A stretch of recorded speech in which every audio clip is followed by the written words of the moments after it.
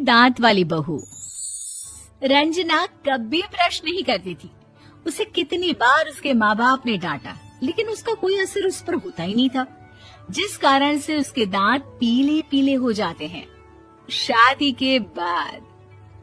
अरे बहू, वैसे तो तुझ में कोई कमी नहीं है, पर तेरे दांत इतने पीले कैसे हैं बेटा? कैसे मतलब? कोई सर्जरी थोड़ी ना कराई है। वो तो क्या नाम, मैं ब्रश नहीं करती थी तो पीले हो गए। अब क्या करूं? आप कहें तो लाल करवा लूं या फिर काले? यार ये क्या है, क्यों माँ से लड़ रही हो? लड़ रही हूँ? अरे मैं लड़ रही हूँ या ये बोल रही है कि दांत पीले हैं, पीले। अरे तपस्या थोड़ी ना की है इन्हें पीले करने के लिए। बकायदा ब्रश नहीं किया है 20 साल तक, तब जाकर। छी, कैसी बात कर रही हो? ये उस वक्त तो पीले नहीं थे जब हम लोग तुम्हें देखने आए थे। अरे तब साफ करवा लिया होगा डेंटिस्ट के पास जाकर। अब देखो कैसे पीले पीले लग रहे हैं। रंजना सास की तरफ गुस्से से देखती है। फिर शुरू हो गई पीले पीले पीले। अरे पीले तो तब भी थे जब मेरे हाथ का रसगुल्ला उड़ा उड़ा कर खा रही थी और बोल रही थी, लड़की नहीं गुणों का खजाना दे रहे भाई साहब आप। खैर, अब वो लोग करते भी तो क्या करते, पीले दांत वाली बहू पल्ले पड़ी थी तो झेलना तो था ही। एक दिन कीर्तन में रंजना गाना गा रही थी। अरे कमला बहन, माँ का द्वार है, यहाँ तो सब शुद्ध होकर आते हैं, फिर अपनी बहू को ब्रश भी नहीं करवाती तुम। दूर से पीले पीले दांत भक्ति में बाधा उत्पन्न कर रहे हैं। अरे कोई 2 साल के बच्चे थोड़ी ना लेकर आई हूँ मैं बहू बनाकर। अच्छी खासी लड़की है, अरे कैसे करवाऊं ब्रश? ये तो उसे खुद करना चाहिए ना। अब माँ बाप तो इसके जैसे तैसे निपटा दिए, ये नहीं सोचा कि सास कैसे संभालेगी। सास बहू को लेकर घर आ जाती है, लेकिन सोच लेती है कि अब इसे लेकर कहीं नहीं जाएगी।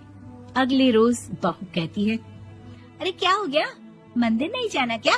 कीर्तन का वक्त हो रहा है। मेरी मधुर वाणी से कान्हा जी जागते हैं और सोते हैं। आप तो जानती है ना उनकी भक्ति में कितना मन लगता है मेरा। वो क्या है ना, तबीयत ठीक नहीं लग रही है मेरी, आराम करूंगी मैं। तबीयत ठीक नहीं लग रही? अभी तो मिथुन के गाने पर नाच रही थी आप, और अब बोल रही है कि तबीयत ठीक नहीं लग रही। अरे भक्ति में मन लगा लो सासू माँ, ऊपर जाना है, क्या मुंह दिखाओगी आप? हाँ? सास को बहू की बात पर गुस्सा आ जाता है। मैं क्या मुंह दिखाऊंगी, इसकी चिंता तो ना कर, समझी? अपने मुंह की चिंता कर, जो ये पीले पीले दांत लेकर हर जगह पहुंच जाती है। पता है लोग कितना मजाक बनाते हैं। ना जी ना, मैं नहीं जाना कहीं तेरे साथ। तो ये बात है। कोई ना, मत जाओ, मैं अपने कमरे में ही बैठकर भक्ति कर लूंगी। ऊपर वाला दांत थोड़ी ना देखता है, मन देखता है, भावना देखता है। और अरे बस बस, तू सब कुछ दिखा, बस ये सफेद चमकदार दांत ना दिखाना किसी को, है? जा यहाँ से। बहू को सास की बात का कोई फर्क नहीं पड़ता, वो तो जैसी थी वैसी ही रह जाती है। सुबह नहाकर किचन में खाना बनाना, फिर खाना खाना, कीर्तन भजन करना और सो जाना। एक दिन, माँ जी मैं सहेली के घर जा रही हूँ, शाम को लेट आऊंगी। हाँ, तो जाना, मैंने कौन सा तेरी आरती करनी है घर पर बैठकर। रंजना सहेली के घर जाती है, जहाँ वो पार्टी में जाने की तैयारी कर रही होती है। अरे शिखा, कहाँ जाने की तैयारी कर रही है? मैं गलत वक्त पर आ गई क्या? अरे नहीं यार, उल्टा सही वक्त पर आई है। मैंने ये साड़ी और ज्वेलरी निकाली है यार, शाम को इनके ऑफिस की एक पार्टी में जाना है। बताना कैसा लग रहा है ये सब? नहीं यार, इस ड्रेस के साथ तो वो वाली ज्वेलरी अच्छी लगेगी। हाँ सही बोल रही है, मैंने ध्यान ही नहीं दिया। वैसे तो हमेशा से मस्त फैशन सेंस रखती है। तो बड़ा जाती होगी ना पति के साथ पार्टी में। रंजना कुछ नहीं बोलती, बस सोचती है कि यार काश ये बात सही हो जाती, पर मैं क्यों नहीं जाती पार्टी में? क्या इन लोगों की कोई पार्टी होती नहीं होगी? रंजना घर आती है और रात में पति से सवाल करती है, एक बात बताइए, आप मुझे किसी पार्टी में क्यों नहीं ले जाते? क्या आपके यहाँ ऑफिस में पार्टी नहीं होती?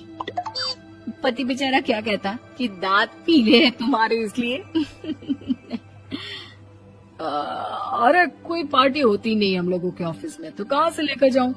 और मार्केट, मॉल, कहीं वीकेंड घूमना, कहीं तो। अरे यार, सारे हफ्ते में एक छुट्टी मिलती है, तो सोचता हूँ कि आराम ही कर लूं। क्यों? रंजना मन मार के रह जाती है। पहले कभी सास के साथ मंदिर जाया करती थी, लेकिन वो भी सास ने ले जाना बंद कर दिया। घर बैठी बैठी रंजना बोर हो जाती है। तभी उसे आइडिया आता है और वो मायके जाने का सोचती है। सासू माँ, 2 दिनों के लिए मम्मी के घर जा रही हूँ। अच्छा अच्छा, ठीक है, आराम से जा। और हाँ, माँ से कुछ अच्छी आदत सीख कर आना कि कैसे शरीर के हर भाग की तरह दांतों की सफाई भी जरूरी होती है, समझी? शुरू हो गई ना आप। वो लोग आपकी तरह नहीं है कि छोटी छोटी बात का बतंगड़ बना दे। उन लोगों के लिए मैं मायने रखती हूँ, ना कि मेरे पीले पीले दांत। रंजना माँ को बिना बताए उन लोगों को सरप्राइज देती है, लेकिन जैसे ही वो दरवाजे पर पहुँचती है, अंदर देखती है कि घर वाले कहीं जा रहे होते हैं। अब माँ, काश रंजना दीदी के दांतों वाली प्रॉब्लम नहीं होती, तो वो भी हम लोगों के साथ चलती ना बुआ जी की बेटी की शादी में। हाँ बेटा, लेकिन अब उसे कौन समझाए कि उसको उसके पीले दांत नहीं दिखते, लेकिन उसके आसपास के लोगों को कितना एम्बैरेसिंग फील कराते हैं। मुझे तो कितनी बार उसके स्कूल की टीचर ने शिकायत की कि उसके साथ कोई लड़की बैठना भी नहीं चाहती, और ना ही कॉलेज में कोई उससे बात करना चाहता था। लेकिन पता नहीं क्यों उसे ये बात समझ में ही नहीं आती। कोई कमी नहीं है उस लड़की में, बस यही कि दांत पीले हैं। वो तो भला हो जीजा जी और उनकी माँ का, जो दीदी को जैसी है वैसे ही रखा हुआ है। रंजना को अपने घर वालों की बात सुनकर बहुत दुख होता है। वो सोचती है कि वो क्या करे, लेकिन फिर वो सीधा डेंटिस्ट के पास जाती है, अपने दांत चमकाती है और कसम खाती है कि वो रोज ब्रश करेगी। अरे क्या हो गया? तुम तो 2 दिनों के लिए गई थी ना, पर कोई ना, अच्छा है, चलो आ गई तो। रंजना सास के सामने आकर खड़ी हो जाती है और पूरी स्माइल करती है, उसके चमकदार दांतों को दिखाती हुई। हैं? चले मंदिर? माँ, मुझे माफ कर दीजिए, मैंने आप लोगों को बहुत एम्बैरेसिंग फील करवाया। मैं आज से रोज ब्रश करूंगी।